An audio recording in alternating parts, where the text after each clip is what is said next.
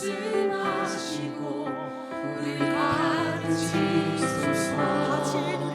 닫힌 우리 맘 열어주시고 주의 빛으로 밝혀 우리를 인도하소서. 다시 한번 고백할까요?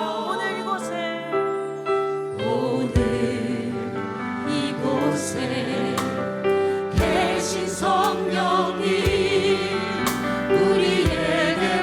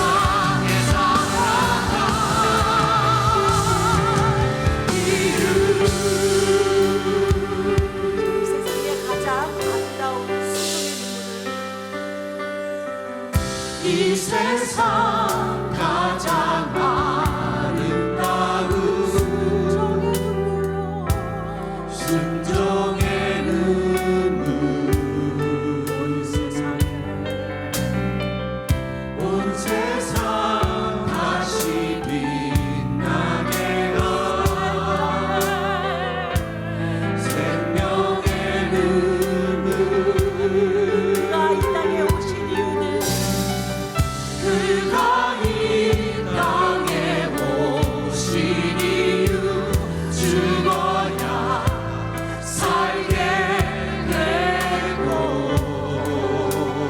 저야만 승리하는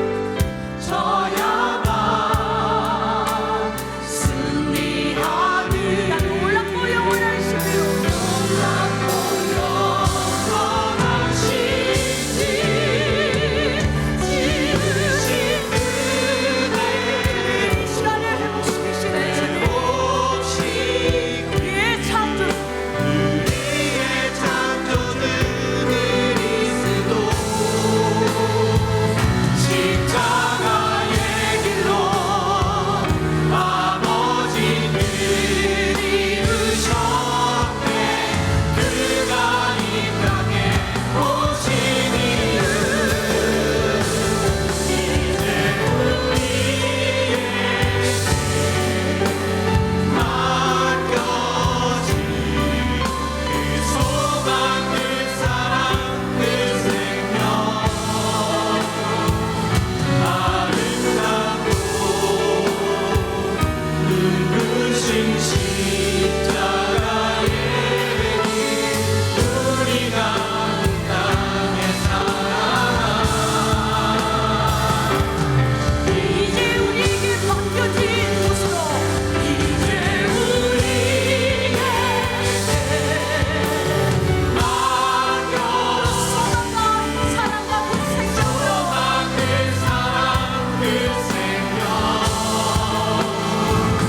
아름답고 눈부신 십자가의 길 우리가 이 땅에 살아가 이유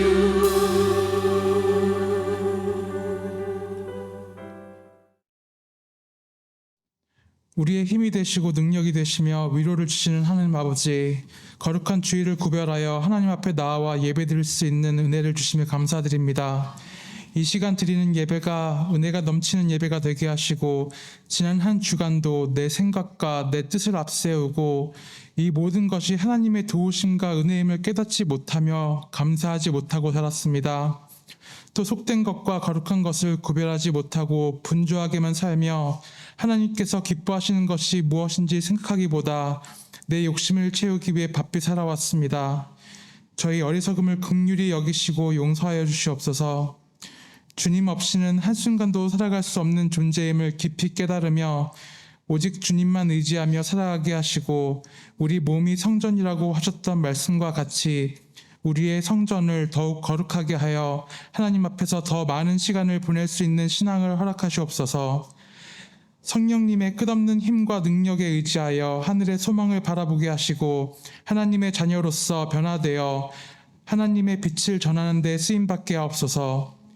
세상에서 지치지 않도록 우리의 마음을 늘 새롭게 하시며 날마다 주님과 동행하여 정결하고 정직하게 구별된 삶을 살아가게 하시고 말씀을 묵상하고 찬양하고 기도하며 나아갈 때 꿈과 소망과 비전을 성취하는 저희가 되도록 하옵소서. 점점 변해가는 이 땅을 긍휼히 여겨주시고 하나님을 대적하는 문화들이 사라지게 하옵소서. 모든 사람들이 세상의 방식이 아닌 하나님의 나라의 뜻을 구하여 살아가게 하셔서 복음으로 하나가 되어 평화와 사랑이 이 땅에 가득 임하게 하여 주옵소서. 하나님의 나라를 확장하는 선교사님들께 건강 허락하시고 하나님의 위로와 격려와 칭찬과 지원이 넘쳐나길 원합니다. 하나님 선교사님들의 눈물과 땀방울을 통해 복음의 씨가 뿌려진 곳마다 죽어가는 영혼이 구원받는 역사가 일어나게 하옵소서. 우리 교회를 사랑하셔서 이곳 크라이스트처치에 세우시고 이끌어 주심에 감사드립니다.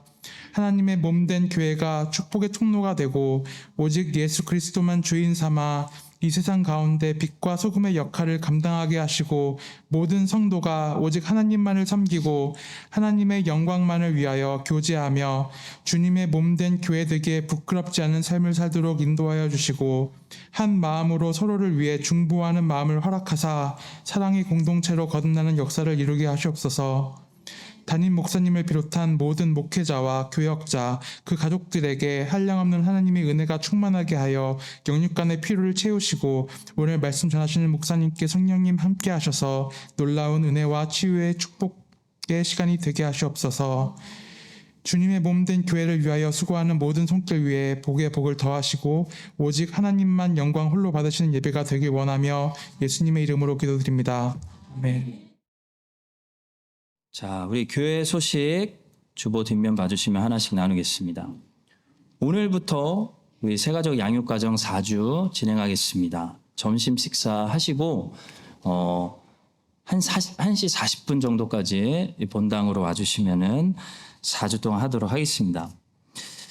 텀3 이제 다 계약합니다. 존 칼빈 신학교 오늘 저녁 7시에 제가 하는 존 메가더 성경 공부 하겠습니다. 그렇게 오래 하지 않습니다. 오늘 은사에 대해서 하나님 주신 선물 은사에 대해서 하겠습니다. 그리고 어성경 신약 돌아오는 이번 주 화요일 잊지 마십시오. 6시 30분에 개강하고요. 교재는 우리 조경희 권사님께 부탁하시기 바랍니다. 다음 주 주일은 온가족 예배로 우리 자녀들과 함께 드리도록 하겠습니다. 그리고 우리 장로님들 다음 주 정기당이 있고요. 우리 교사분들 13일에 교사대학 있고 허부장님들 셋째 주 주일에 허부장 모임 있겠습니다. 혹시 주차 안내로 봉사해 주실 수 있는 분이 계시면 사무실에 혹은 예배사역원에게 문의해 주시기 바랍니다. 트레킹이 다시 계약했습니다. 8월 이번 주죠. 이번 주에 캐시미어 어드벤처 파크로 간다고 합니다. 우리 트레킹 하기 제일 좋은 도시에 우리가 살고 있는데 또 트레킹도 하고 교제도 하기 원하시는 분들은 토요일 아침에 교회로 오시면 되겠습니다. 우리 친교부에서 그림 교실이죠. 여행 드로잉 기초 교실을 개설했습니다. 참 감사합니다. 그래서 2달 동안 월요일 아침 오전 10시에 혹시 시간이 되시는 분들 대상으로 누구나 그림 절대 못 그려도 가능하다고 합니다. 완전 초보도 환영 써있죠. 그래서 최일수 권사님께 문의해 주시고요. 내일부터입니다. 관심 있으신 분들은 준비물 챙겨 오셔서 내일부터 하시면 되겠습니다. 올해 한인회하고 같이 농구 대회를 하기로 결정했습니다. 재정적인 것은 한인회에서 하고 실무적인 행정적인 것은 노하우가 있는 저희 교회에서 봉사를 하기로 했습니다. 그래서 10월 21일 콜스 스타디움이 예약이 됐고요. 코로나 이후에 조금 다시 파이팅하기 위해서 우리 한인들 다 모이자. 오랜만에 얼굴들 보니까 좋더라고요. 그래서 오랜만에 얼굴 보고 잔치하자. 농구 대회라는 성향은 교회 사역보다는 한인회가 하는 게 맞다. 대신 우리가 노하우가 많으니까 우리가 봉사하겠습니다. 재정적인 것만 해 주십시오 해가지고 하게 되었습니다. 우리 농구하시는 분들 그동안 많이 참여하셔서 대회 좀 잘 아시는 분들 저와 이동훈 목사님과 함께 좀 실무팀 진행팀을 구성하려고 하니까 적극적으로 좀 협조해 주시고요. 우리 이동훈 목사님께 문의해 주시고 또 우리 교회 농구하시는 분들 이제 다들 노장이시지만 네, 대회를 하니까요. 잘 아시고 혹시 나가시면은 제가 같이는 안 뛰고요. 기도 열심히 하겠습니다. 네, 여기서 농구 대회에 우리 교회가 또 나가면 좋겠습니다. 오늘 우리에게 주신 하나님의 말씀은 사무엘하 10장 1절에서 12절까지의 말씀입니다. 하나님의 말씀을 함께 합독하시겠습니다. 그 후에 암몬 자손의 왕이 죽고 그의 아들 하눈이 대신하여 왕이 되니 다윗이 이르되 내가 나하스의 아들 한운에게 은총을 베풀되 그의 아버지가 내게 은총을 베푼 것 같이 하리라 하고 다윗이 그의 신하들을 보내 그의 아버지를 조상하라 하니라. 다윗의 신하들이 암몬 자손의 땅에 이름에 암몬 자손의 관리들이 그들의 주 한운에게 말하되 왕은 다윗이 조객을 당신에게 보낸 것이 왕의 아버지를 공경함인 줄로 여기시나이까. 다윗이 그의 신하들을 당신에게 보내 이 성을 엿보고 탐지하여 함락시키고자 함이 아니니까 하니 이에 한운이 다윗의 신하들을 잡아 그들의 수염 절반을 깎고 그들의 의복의 중동 골기까지 자르고 돌려보내매 사람들이 이 일을 다윗에게 알리니라. 그 사람들이 크게 부끄러워하므로 왕이 그들을 맞으러 보내 이르기를 너희는 수염이 자라기까지 여리고에서 머물다가 돌아오라 하니라. 암몬 자손들이 자기들이 다윗에게 미움이 된 줄 알고 암몬 자손들이 사람을 보내 벤르옵 아람 사람과 소바 아람 사람의 보병 2만 명과 마아가 왕과 그의 사람 1,000명과 돕 사람 12,000명을 고용한지라. 다윗이 듣고 요압과 용사의 온 무리를 보내매 암몬 자손은 나와서 성문 어귀에 진을 쳤고 소바와 롭 아람 사람과 돕과 마아가 사람들은 따로 들에 있더라. 요압이 자기와 맞서 앞뒤에 친 적진을 보고 이스라엘의 선발한 자 중에서 또 엄선하여 아람 사람과 싸우려고 진치고 그 백성의 남은 자를 그 아우 아비새의 수하에 맡겨 암몬 자손과 싸우려고 진치게 하고 이르되 만일 암몬 사람의 나보다 강하면 내가 나를 돕고 만일 암몬 자손이 너보다 강하면 내가 가서 너를 도우리라. 너는 담대하라. 우리가 우리 백성과 우리 하나님의 성읍들을 위하여 담대히 하자. 여호와께서 선히 여기시는 대로 행하시기를 원하노라 하고.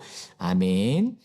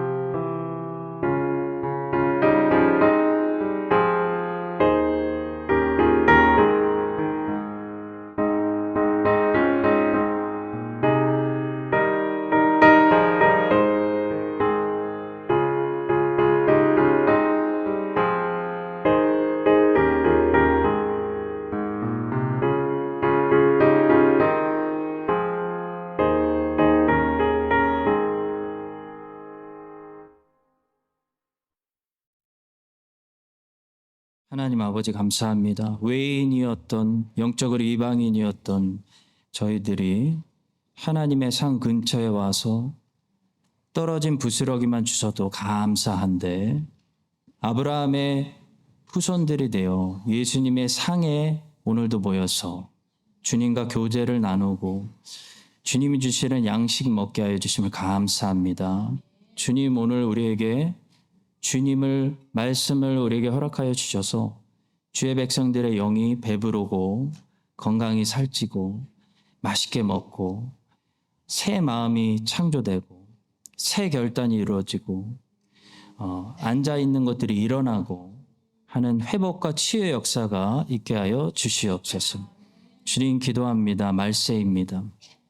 세상에 주님을 알지 못하고 정말 흔들리고 있는 많은 사람들을 긍휼히 여기시고 주의 교회들을 명하사 다 바울과 같이 복음 전도하는 저희들이 되어서 복음을 통해 많은 뉴질랜드 사람들이 예수님께 돌아오는 선교의 역사가 이 땅에 일어나게 하여 주시옵소서. 그것을 위해 저희의 시간을 드리고 물질을 드리고 은사를 드리고 저희들의 삶을 드립니다. 주님 기쁘게 드릴 수 있도록 하여 주시옵고 하나님 또 하나님이 드릴 때 새롭게 채워주시는 은혜를 다 경험하는 가정들이 되게 하여 주시옵소서. 성가대와 함께 다시 주님을 찬양합니다. 우리 안에 은혜를 허락하여 주시옵소서. 감사하며 예수님의 이름으로 기도합니다. 아멘.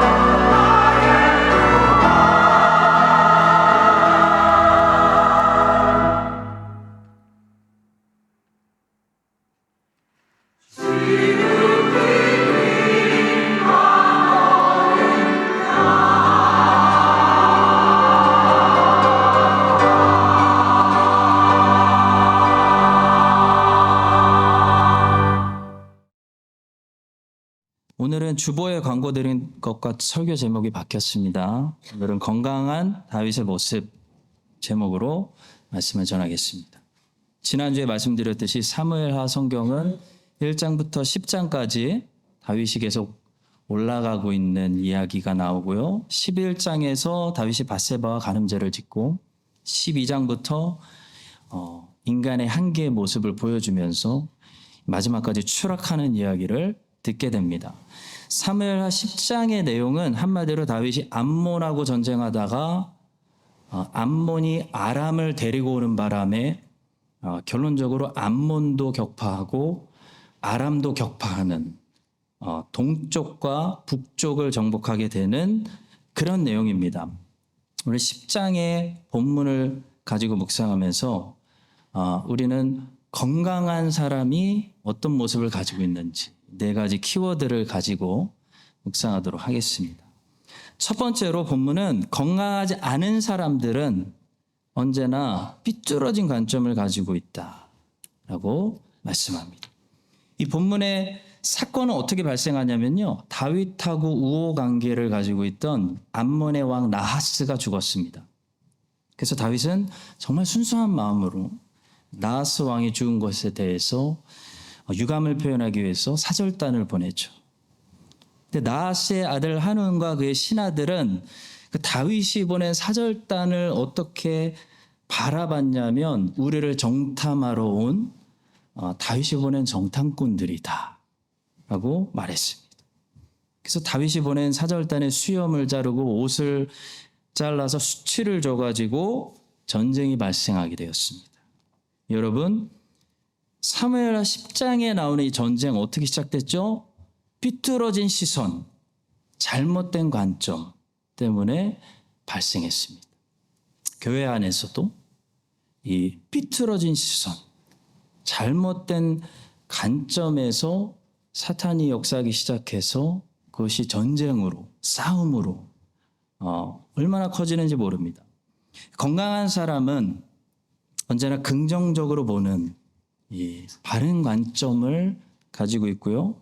건강하지 않은 사람은 언제나 부정적으로 보는, 부정적인 것만 보는 그런 삐뚤어진 관점을 가지고 있기 때문에 이 건강하지 않은 사람의 눈에는 다 의심으로, 다 아무도 믿을 수 없고 꿍꿍이가 있을 거야. 정치적으로 생각하고 하는 거죠. 건강한 사람의 눈에는 아이들처럼 순수한 의도로 보입니다. 다윗이 사절단을 보낸 의도는 순수했습니다. 그러나 한운과 그의 신하들은 건강하지 않기 때문에 삐뚤어진 관점을 가지고 있어서 정치적으로 해석했습니다.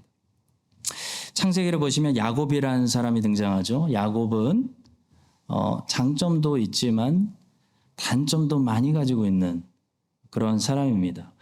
야곱은 참 좋은 은사를 가지고 있었어요. 근데 너무 안 좋은 단점들을 가지고 있었죠. 막 욕심이 많고 좀 치사하고 수단과 방법을 가리지 않고 그 목표한 것을 뺏는 그런 취약점을 가지고 있었습니다. 근데 중요한 건 그런 야곱을 바라보는 하나님의 시선입니다. 야곱의 어디를 보시는가? 그거에 따라서 우리는 야곱을 도둑놈으로 볼 수도 있고요. 아니면 위대한 믿음의 족장으로 볼 수도 있습니다. 하나님은 어떤 관점을 가지고 계셨을까요? 하나님의 관점은 성경입니다. 여러분, 성경은 하나님의 관점으로 쓴 책입니다. 하나님의 관심이 어디 있는지, 하나님이 뭘 보시는지, 성경이 어디를 강조하고 있는지를 보면 알 수 있다는 거죠. 예를 들어 아합 왕의 아버지 오므리라는 북이스라엘의 왕이 있었습니다. 이 왕이 세상적으로 보면 엄청난 왕이었어요. 정치를 잘해서 나라를 부강하게 만들었습니다. 사마리아라는 도시의 수도를 만들고 도시를 발전시키고 경제를 살리고 무역을 살린 그런 대단한 왕이었어요. 우리는 경제를 살리는 대통령을 최고의 대통령으로 평가하는 성향을 가지고 있죠. 그것이 우리의 관점이기 때문에 그래요. 세상의 관점, 우리의 시선입니다. 근데 성경은 하나님의 관점은 그 오므리 왕의 행적을 한마디로 정리해버려요. 오므리가 여호와 보시기에 악을 행하되 그 전에 모든 사람보다 더욱 악하게 행하여 느바세 아들 여로보암의 모든 길로 행하며 그가 이스라엘에게 죄를 범하게 한 그 죄 중에 행하여 그들의 헛된 것들로 이스라엘의 하나님 여호와를 노하시게 하였더라 하고 성경은 오므리 왕에 대해서 더 이상 한마디도 얘기하지 않습니다. 하나님은 오므리가 세상적으로 훌륭한 왕이었다는 거에 별로 관심이 없으세요. 하나님의 눈으로 볼 때 오므리는 하나님을 거부하고 하나님과 동행하지 않은 악한 왕에 불과했습니다. 야곱은 장점과 단점을 많이 가지고 있었어요. 그러나 성경은 야곱을 부정적으로 보지 않습니다. 야곱을 향한 성경의 관점은 매우 긍정적입니다. 성경은 야곱이 가지고 있었던 장점에 집중해요. 곧 하나님을 향한 그 영적인 열망, 그 야곱의 믿음, 그것을 매우 높게 칭찬하고 있고 그것을 가지지 못한 에서를 책망하고 있어요. 그 하나님을 향한 열망 때문에 하나님이 야곱을 기뻐하신다 라고 성경은 말씀하고 있어요. 마찬가지로 하나님의 형상을 닮은 건강한 사람들은요, 항상 좋은 부분을 보는 이 건강한 관점을 가지고 있습니다. 창세기 30장을 보니까요, 레아하고 라헬이 여종들 빌하하고 실바를 통해서 아들들을 얻게 되는 이야기인데요. 라헬은 보니까 여전히 언니하고 경쟁하고 있습니다. 라헬은 여전히 언니하고 경쟁하고 있기 때문에 아들들의 이름을 지으면서 막 급해요. 더 낳아야 돼요. 자기의 서운함, 언니보다 아들들이 적은 그 자기의 서러움을 막 드러내고 있어요. 근데 레아는 보니까 변했습니다. 레아는 더 이상 서러움이나 섭섭함을 드러내지 않고 있어요. 레아는 이제 그저 기뻐하고 찬송하고 있습니다. 그리고 여종을 통해서 얻은 아들들의 이름을 갓 아셀이라고 부르고 있습니다. 갓 아셀이라는 이름 아래는 이제 레아의 어떤 섭섭함이나 서러움, 불평, 조급함이 들어있지 않습니다. 보십시오. 레아가 이르되 복되도다 하고 그의 이름을 갓이라 하였습니다. 레아의 시녀 실바가 둘째 아들을 야곱에게 낳으며 레아가 이르되 기쁘도다. 모든 딸들이 나를 기쁜 자라 하리로다 하고 그의 이름을 아셀이라 하였더라. 복되도다. 내 인생이 기쁘다. 레아는 이제 즐거워하며 찬송하고 있습니다. 여러분, 레아가 변했어요. 왜 변했을까요? 레아의 인생과 상황이 변했나요? 아닙니다. 여전히 레아의 남편은 자기를 사랑하지 않고 멀리합니다. 하나도 안 변했어요. 여전히 남편은 라헬밖에 몰라요. 상황은 똑같아요. 그런데 불평하고 서러워하고 섭섭해하던 레아가 더 이상 서운해하지 않고 복되도다. 기뻐하고 찬송하는 사람이 된 거예요. 뭐가 변한 거죠? 관점이 변한 거예요. 관점이 변했어요. 보는 게 달라졌어요. 비록 여전히 남편이 나를 사랑하지 않지만 와, 나에게는 이렇게 아들들이 많구나. 공평하신 하나님. 관점이 변한 거예요. 레아가 건강해진 거예요. 성도 여러분, 건강하지 않은 사람은요, 관점이 삐뚤어져 있어요. 그래서 본문에 나오는 이 한운과 신하들 보세요. 똑같은 상황을 보고 기가 막힌 시나리오를 상상해요. 다윗이 정탐하려고 보냈구나. 삐뚤어진 시어머니는요, 며느리가 음식을 싱겁게 해오면 제가 일부러 맛있는 걸 감췄구나 라고 생각하고요, 며느리가 음식을 짜게 해오면요, 제가 나 빨리 죽으라고 생각한대. 기가 막히죠. 여러분과 제가 영혼이 지금 얼마나 건강한지, 우리가 육체는 막 한국 갈 때마다 정기검진 하잖아요. 근데 영혼이 얼마나 내가 건강한지 테스트 해볼 수 있는, 진단해 볼 수 있는 방법이 하나 있어요. 세상은 장점과 단점을 다 가지고 있어요. 뉴질랜드 장점, 단점 다 가지고 있어. 어느 나라나 똑같아요. 근데 뭘 보고 있는지, 어딜 보고 있는지, 모든 인생은 다 장점과 단점을 가지고 있는데 소망적인 것과 절망적인 것 중에 자꾸 내 눈에 들어오는 게 뭔지, 그게 우리가 얼마나 건강한지를 보여줘요. 건강하지 않은 사람들의 눈에는 절망적인 것만 보이는 거예요. 아들들은 안 보이고 나를 사랑하지 않는 남편만 보이는 거예요. 세상이 매우 어둡고 어렵습니다, 여러분. 근데 여전히 감사한 것들도 많습니다.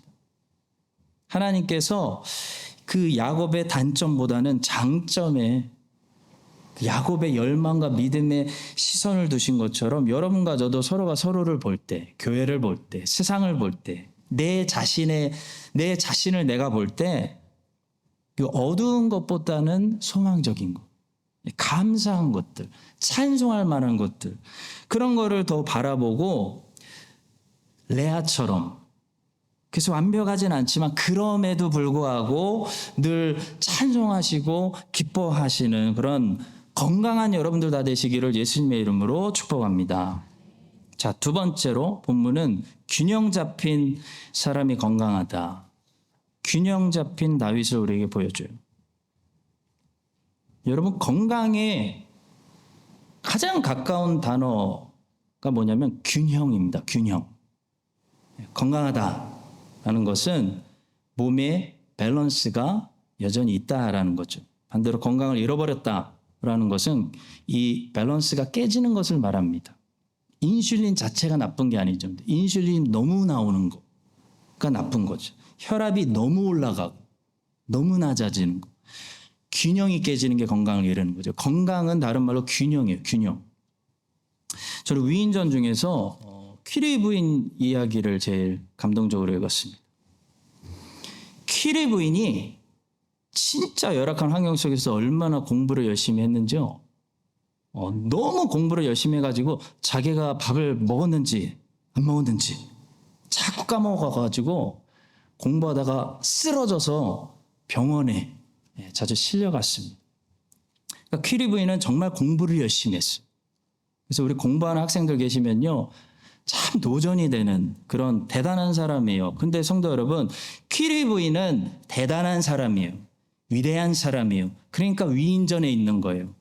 근데 퀴리 부인은 제가 말씀드리고자 하는 건 이거예요. 건강한 사람은 아니라는 거예요. 건강한 사람은 아니에요. 여러분, 우리는 크리스천이 누구인가? 크리스천의 정의를 위대한 사람, 대단해야 되는 사람으로 잘못 정의할 때가 너무나 많아요. 성도 여러분, 크리스천 대단하지 않아요. 예수님의 제자들 대단한 사람들 아니에요. 하나님의 자녀는요, 꼭 대단한 사람, 위대한 일을 해야 되는 사람들이 아니고요. 하나님의 자녀는 한마디로 얘기하면 건강한 사람이에요. 건강한 사람. 크리스찬은 건강한 사람이에요. 위대한 일은 하나님이 하시는 거예요. 위대한 분은 하나님 한 분으로 충분해요. 우리 위대하거나 대단하지 않습니다. 평범해요. 크리스찬은 항상 그 세대에 평범한 사람들이 대다수예요. 퀴리 부인처럼 대단하지 않습니다. 근데 우리는 건강한 사람들이 돼야 돼요. 건강하다는 것은 무엇이라고요? 균형이 잡혀 있다는 것. 한쪽으로 쉽게 치우치지 않는다는 것입니다. 본문에 보시면 다윗은 굉장히 그 균형을 가지고 있어요. 매우 건강한 사람이에요. 다윗은 은혜를 베풀 줄 아는 사람입니다. 다윗은 동시에 정의로운 사람이에요. 착한 사람은 세상에 많지만 정의로우면서 착한 사람은 만나기가 쉽지 않습니다. 정의로운 사람은 세상에 많지만 판사가 정의로우면서 자비를 베푸는 사람 쉽지가 않아요. 근데 다윗은 그랬다고요. 매우 건강했어요. 다윗은 지난주에 살펴보았던 9장에서 요나단 때문에 무비보셋에게 은혜를 베풀고 10장에서는 나하스 때문에 한운에게 은총을 베풀었습니다. 다윗은 항상 은혜를 흘려보내는 사람, 은혜 베풀 줄 아는 사람이었어요. 멋있는 사람이었어요. 근데 다윗은 그냥 바보같이 착한 사람이 아니었습니다. 다윗은 만만한 사람이 아니에요. 다윗은 균형 잡힌 사람입니다. 다윗은 은혜 베풀고 잘 용서할 줄 알았지만 자기 신하들이 모욕당한 것을 그냥 넘어가는 착한 만만한 사람이 아니었어요. 다윗은 자기 신하들이 모욕당한 것을 갚아주는 사람이었어요. 일단 전쟁 모드로 들어가면 제일 무서운 사람이 다윗이에요. 성도 여러분, 가장 건강한 사람은 균형 잡힌 사람. 가장 건강한 교회도 균형 있는 교회, 균형 있는 교회. 새 가족들 잘 대접하는 동시에 우리 교회를 위해 오랫동안 수고하신 분들 잘 대접하는 교회가 제일 건강한 교회, 건강한 교회. 다음 세대 위해서 아낌없는 투자와 지원을 하면서도 제일 연세가 많으신 어르신들을 늘 먼저 공경할 줄 아는 교회가 건강한 교회, 균형이 잡혔기 때문에. 우리 하나님도 균형 잡히신 하나님입니다. 우리 하나님은 이렇게 말씀하세요. 나를 미워하는 자의 죄를 갚되 아버지로부터 아들에게 3, 4대까지 이르게 하거니와 나를 사랑하고 내 계명을 지키는 자에게는 1000대까지 은혜를 베푸느니라. 우리 하나님은 반드시 죄를 복수하시는 하나님이시면서 1000대까지 은혜를 베푸시는 하나님. 하나님의 정의 안에는 하나님의 자비가 함께 있어요. 하나님께서 바벨론을 통해 예루살렘을 끔찍한 심판으로 심판하시기 전에 예레미야 선지자를 통해서 계속 구원의 길을 제시하는 거예요.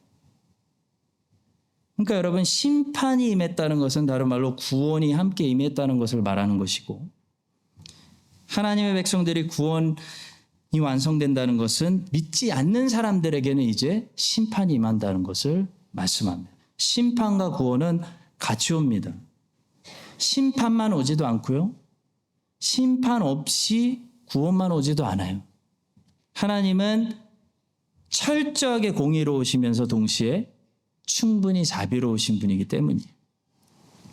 오늘 우리가 살아가는 이 말세, 이 세상을 묘사할 수 있는 아주 적절한 단어 중에 하나, 이 단어인 것 같아요. 바로 extreme, 극단적인 세상. 행복도 그냥 행복이 아니고 익스트림한 행복을 추구하는 그런 세상입니다. 성공도 요즘 밀리언웨어 아니에요. 빌리언웨어. 요즘은 대한민국에서만 떠서는 안 돼요. 전 세계에서 떠야 돼요. 적당한 성공이 아닙니다. 익스트림한 성공을 추구하는 그런 세상입니다. 무엇이든지 극단적인 것을 추구하는 세상이죠. 음식도 적당히 맵고 짠 게 인기가 없어요. 갈수록 극단적으로 맵고 짜게 만든 음식들이 유행합니다. 왜 그렇습니까? 사람들이 이제 적당한 것으로는 만족을 못 느껴서 그래요. 적당한 것으로는 흥분이 안 되는 거예요. 사람들은 맛을 즐기는 것을 이제 이미 한참 지나쳐서 흥분을 원하고 있어요. 흥분이라는 제품을 파는 거예요. 유튜브는 우리에게 재미를 주는 데서 끝나지 않고 넷플릭스는 우리에게 흥분시키는 거예요. 흥분시키는 거. 세상은 점점 더 극단적인 쾌락을 먹으며 사람들이 흥분하는 세상으로 가고 있습니다. 여러분. 한마디로 치우치는 세상이, 균형을 잃어버린 세상이. 이럴 때 크리스찬은요, 건강해야 됩니다. 여러분 건강하시길 바랍니다. 다시 말해 균형을 잃으면 안 된다는 거예요. 균형을 유지하려면 항상 절제가 필요합니다. 적당히 즐기시고 멈춰야 돼요. 적당히 먹고 마셨으면 일어나셔야 돼요.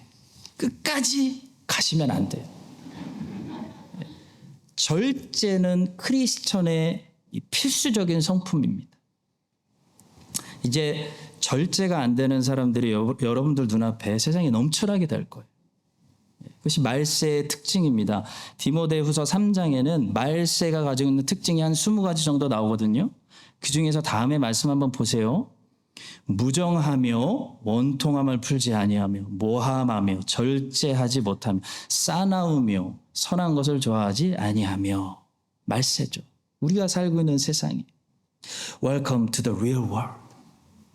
이런 말세 속에 하나님 아버지의 자녀들로 우리가 이 남은 인생을 살아가면서 여러분과 제가 우리 하나님 아버지가 정말 균형 잡히신 하나님 아버지신 것처럼 모든 일에 늘 균형을 잃지 않는, 무엇보다도 건강한 성도들이 되시기를 주님의 이름으로 간절히 축복합니다. 자, 세 번째로 건강한 인생은 항상 바른 기준을 가지고 있다는 사실입니다. 바른 기준을 가지고 있지 않는 사람 절대로 건강한 인생을 살 수가 없어요. 본문 12절에서 요압의 입술을 통해서 아주 중요한 진리를 본문은 선포합니다. 12절을 먼저 보십시오. 너는 담대하라. 우리가 우리 백성과 우리 하나님의 성읍들을 위하여 담대히 하자. 여호와께서 선히 여기시는 대로 행하시기를 원하노라. 자, 저 부분을 영어로 한번 보시면요. May the Lord do what seems good to him. 그걸 제가 다시 번역하면 하나님의 눈에 보시기에 좋은 대로. 하나님 눈에 보시기에 좋은 것. 여러분, 그게 기준이에요. 기준이 뭐라고요? 하나님 눈에 보시기에 좋은 거. 그게 기준이에요. 하나님이 보시기에 좋았더라. 그게 기준이에요. 거기서 넘어가는 게 부패예요. 부패. 망가지는 거죠. 자, 저 12절에 히브리 단어 중에 이런 단어로 번역된 단어가 있어요. In his sight. 그분이 보시기에로 번역된 중요한 단어가 들어있는데 이 히브리 단어가 성경에 어디에 또 등장하냐면 창세기 48장 17절에 등장합니다. 요셉이 그 아버지가 오른손을 에브라임의 머리에 얹은 것을 보고 기뻐하지 아니하며 아버지의 손을 들어 에브라임의 머리에서 므낫세의 머리로 옮기고자 하여. 무슨 상황이냐면요. 야곱이 하나님의 계시를 받아서 이 장자보다는 차자를, 므낫세보다는 에브라임을 오른손으로도 축복하려고 이렇게 하는데 in his sight, 요셉의 눈에 보기에는 그게 별로였다. 그게 지금 17절의 말씀이에요. 다시 말해 17절에서 요셉은 아버지 야곱의 기준을 따르기보다 자기 기준, 자기 눈에 보기에는 장자 므낫세를 오른손으로 축복해 주셔야지 라고 생각했다라고 말씀하는 것이 17절이에요. 여러분, 장자 므낫세보다 차자 에브라임을 더 크게 북이스라엘의 중심 지파로 크게 번성시키는 것이 누구의 뜻이에요? 하나님의 뜻이에요. 근데 요셉이 보기에 요셉의 생각에 그건 아닌 것 같다라고 생각했다는 거예요. 이 동일한 히브리어 단어가 그 사사기의 그 유명한 구절, 사사기 전체를 정리하는 그 마지막 구절에 또 사용됩니다. 사사기 21장 25절. 그때 이스라엘의 왕이 없으므로 사람이 각기 자기의 소견에 옳은 대로 행하였더라. 사사기는 어떤 갈등을 우리에게 보여주는 성경이죠? 이스라엘 백성들이 가나안 땅에서 살아갑니다. 다시 말해 이제 세상의 한복판에 들어가서 살아가는데 세상의 한복판에서 하나님의 기준을 따를 것이냐 아니면 자기들이 소견에 좋은 기준을 만들 것이냐. 사사시대 영적 싸움은요, 기준 싸움이었어요. 기준 갈등이었다고. 그런데 놀랍게도 우리가 살고 있는 이 포스트 모던 시대가 사사시대예요. 기준 싸움이 벌어지고 있는 시대예요. 기준 때문에 갈등이 일어나요. 포스트 모더니즘의 모토는 해체주의지 않습니까? 디컨스트럭션. 다 디컨스트럭 시키는 거죠. 모든 과거의 것들을 일단 해체시키고 보는 거예요. 해체시키는 것이 뭔가 새롭다, 세련됐다라고 느끼는 분위기로 가는 거예요. 그래서 다 과거의 것들 해체시키고 새롭게 뉴 월드 오더를 만들자는 것이 모토예요.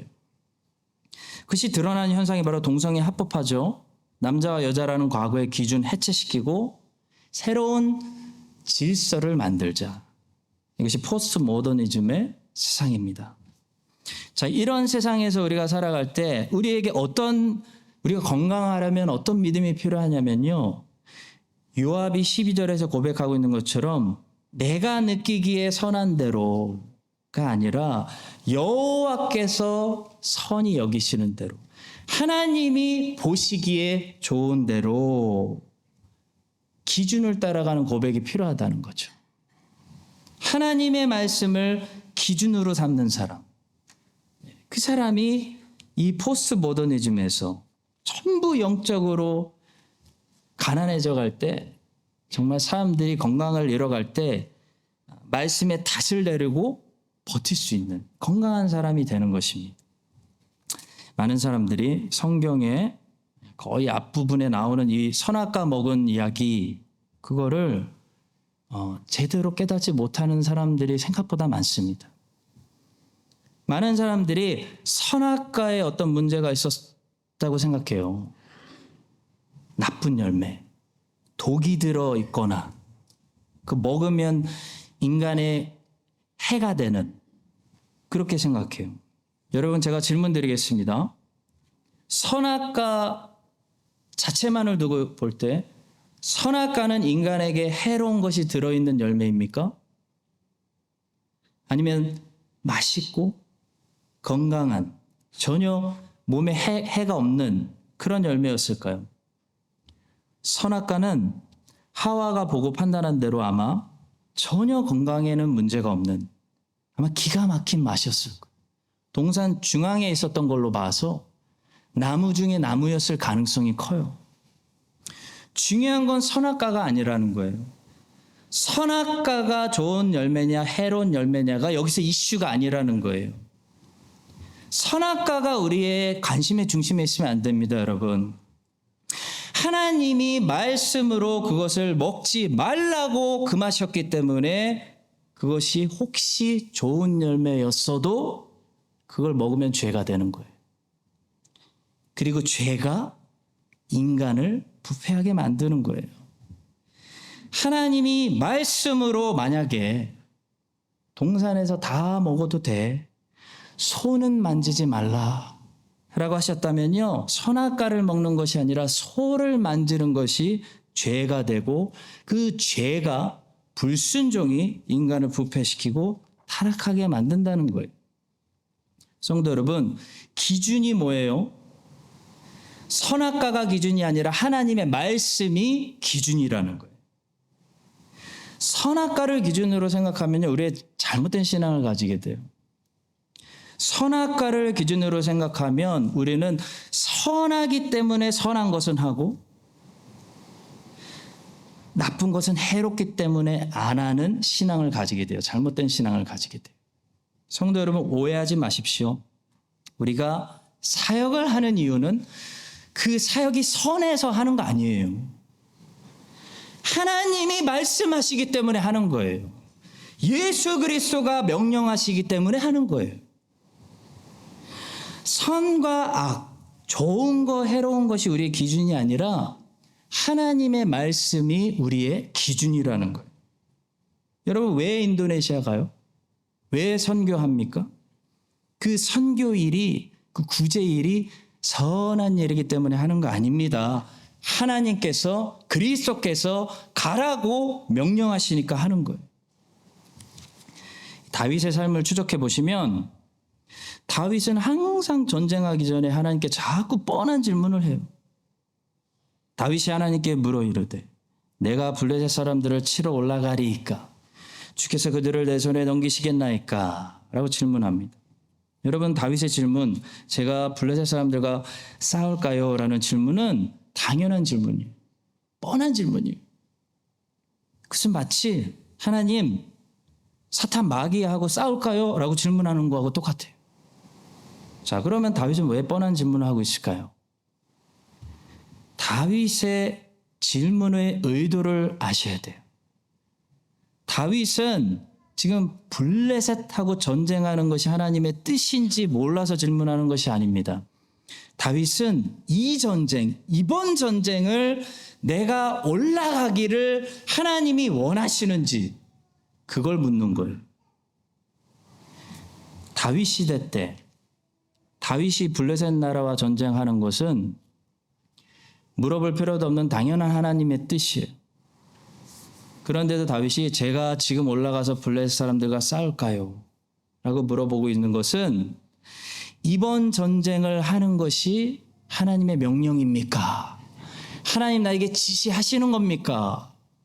하나님 제가 올라갈까요? 라고 물어보는 거예요. 다시 말해 다윗은 하나님의 명령과 말씀에 기준을 두고 사는 사람이었다고요. 마치 우리로 하자면 모든 열방에 선교하는 거 물어볼 필요도 없는 당연한 보편적인 하나님의 뜻이고 명령이죠. 그런데도 우리 기도하지 않습니까? 하나님, 올해도 인도네시아에 가야 될까요? 올해도 우리가 가는 것이 하나님이 기뻐하시는 일입니까? 라고 기도하는 것처럼 다윗은 주님, 이번 전쟁에도 내가 나가기를 원하십니까? 이것이 하나님의 명령이십니까? 라고 물어봤다는 거예요. 다시 말해 다윗의 기준은 선한 것이 아니었습니다. 다윗의 기준은 하나님의 말씀이었습니다. 하나님의 명령이었습니다. 가라. 이번에는 가지 마라. 하나님의 명령, 하나님의 말씀이 다윗을 움직이는 기준이었다고. 성도 여러분, 가장 건강한 사람, 건강하게 인생을 살려면 어떻게 살아야 될까요? 항상 선한 일을 하는 사람이 건강한 거 아니에요. 항상 구제하는 사람이 건강한 거 아니에요. 항상 가난한 사람들만 돌보다가는 내가 죽어요. 항상 선교 가는 사람이 건강한 거 아니에요. 선교사님들 중에서도 삐뚤어진 사람들 되게 많아요. 하나님의 말씀대로 움직이는 인생이 가장 건강한 거예요. 하나님이 하라 그러면 하면 돼요. 하나님이 가라 그러면 가면 돼요. 하나님이 쉬라 그러면 쉬면 돼요. 12절의 요압의 고백처럼 여러분과 저의 기준이 오로지 여호와께서 선히 여기시는 대로, 여호와의 눈에 보기 좋은 대로 행하시기를 원하노라. 이게 우리의 기준이 돼야 됩니다. 이게 우리의 기준이 돼서 하나님께서 가라 그럼 가면 되고, 하나님께서 가지 마 그럼 안 가면 되고, 구제하라 그럴 때 구제하고, 선교 가라 그럴 때 선교하는 하나님의 말씀대로 살아가는 가장 건강한 우리 교회 모든 성도님들 다 되시기를 주님의 이름으로 축복합니다. 마지막 네 번째가 남았어요. 시간 아직 남았어요. 너무 길게 안 해요. 걱정하지 마세요. 짧아요. 짧아. 네 번째로 본문에서 우리는 목숨 걸고라는 키워드를 써있지는 않지만 발견하게 됩니다. 12절을 보십시오. 너는 담대하라. 우리가 우리 백성과 우리 하나님의 성읍들을 위하여 담대히 하자. 요압이 자기 동생 아비새에게 하는 말입니다. 가장 건강한 상태는 미지근한 상태가 아닙니다. 적당한 헌신을 드리는 상태에 건강하지 않은 거예요. 헌신에 있어서만큼은 헌신, 사역, 하나님께 드림 때는 목숨 걸고 생명 걸고 드릴 때가 우리에게 가장 건강한 상태입니다. 요압은 12절에서 하나님의 성읍들을 위해서 싸워야 된다고 동생에게 얘기해요. 곧 하나님의 나라를 위해서, 주의 백성들을 위해서 야 적당히 한번 싸워보자가 아니고요. 아비새야 목숨 걸고, 형과 함께 목숨 걸고 하나님의 나라 지키기 위해서 우리 목숨 걸고 생명 바쳐 싸우자 라고 말하고 있어요. 참 진심으로 존경하는 참 좋은 교회, 좋은 성도 되시는 우리 크라이스트처치 한인장로교회 성도 여러분, 정말 잘하고 계세요. 먼저 칭찬해드리고 싶어요. 그렇지만 오늘 말씀으로 또 도전해드리고 싶어요. 목숨 걸고 하고 계십니까? 생명 바쳐 하고 계십니까? 레위기를 보시면요, 소제라는 제사를 드릴 때 꼭 전제도 함께 같이 드렸습니다. 항상. 마치 음식을 할 때 곡식을 볶을 때 기름을 꼭 부어야 되는 거랑 똑같아요. 소제는 헌신을 의미해요. 헌신. 근데 소제를 드릴 때 항상 소제만 드린 것이 아니라 전제, 부어드리는 전제도 함께 드렸다고요. 전제는 뭡니까? 포도주를 그 소제 위에 부어드리는 것을 전제라고 합니다.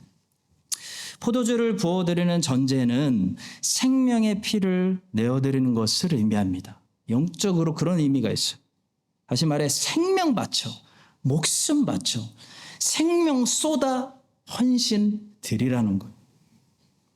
전제가 함께 드려지지 않는 소제는 소제가 아닌 것처럼 목숨 걸고 생명 바쳐 죽을 각오로 헌신하지 않는 헌신은요, 하나님께 향기로운 받으실 만한 아름다운 헌신이 안 된다고 레위기 제사가 우리에게 가르쳐요.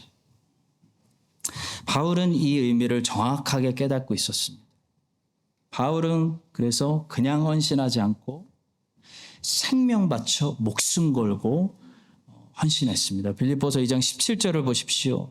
만일 너희 믿음의 제물과 섬김 위에 내가 나를 전제로 드릴지라도 나는 기뻐하고 너희 무려 함께 기뻐하리니. 예수 그리스도도 삶을 그렇게 드리셨어요. 적당히 드리시지 않았어요. 죽을 것 같을 땐 피하지 않으셨어요. 전제로 부어드린 거예요. 사랑하는 성도 여러분, 요압은 허물이 많은 사람입니다. 근데 본문에서는 우리에게 좋은 모델이 되어주고 있어요. 요압과 아비새는 적당히 헌신한 거 아닙니다. 적당히 싸우다가 밀리면 부하들 앞으로 밀어내놓고 도망가는 사람들이 아니었어요. 요압과 아비새는 하나님의 나라와 주의 백성들을 지키기 위해서 생명 바쳐 목숨 걸고 헌신한 거예요. 죽으러 나간 거예요.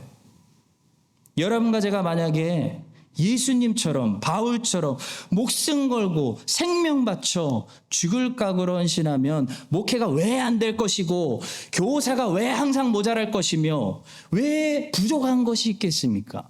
뭐가 안 되겠습니까? 목숨 바치지 않으니까 부족한 거죠. 헌신은 하죠. 근데 목숨 아끼기 때문에 항상 교사가 부족하고 모자란 거 아니겠습니까? 소제는 드려도 전제를 우리가 부어드리지 않으니까 우리의 소제가 향기로운 소제가 되지 않는 거 아니겠습니까? 사랑하는 성도 여러분, 하나님께서 우리 교회 지경을 넓히시고 부흥되게 하시면 우리의 믿음도 자라야 돼요. 우리에게 큰 은혜를 부어주셔서 모든 죄의 백성들의 마음이 이 요압처럼 다시 감동을 받아가지고 뜨거워져가지고 주님의 나라를 위해서 어떤 모양으로든 죽으라는 소리가 아니에요. 목숨 바치는 그 각오로 드리라는 거죠. 전제를 부어드리는, 여기에 이제 전제가 부어지는 그런 역사들이 일어나게 해주시기를 예수 그리스도의 이름으로 간절히 축원합니다. 우리 기도하겠습니다. 하나님 아버지, 크라이스트 처치 한인 장로교회가 이 말세의 소명을 잘 감당하는 그런 깨어있고 건강한 교회가 되게 하여 주시옵소서. 하나님의 백성들이 모두 건강하게 하여 주시고 성령으로 충만하게 하여 주셔서 그리스도의 말씀대로 살아가고 순종하고 헌신하는 그런 기쁨의 역사, 찬송의 역사가 가득하게 넘쳐나게 하여 주시옵소서. 예수님의 이름으로 기도합니다. 아멘.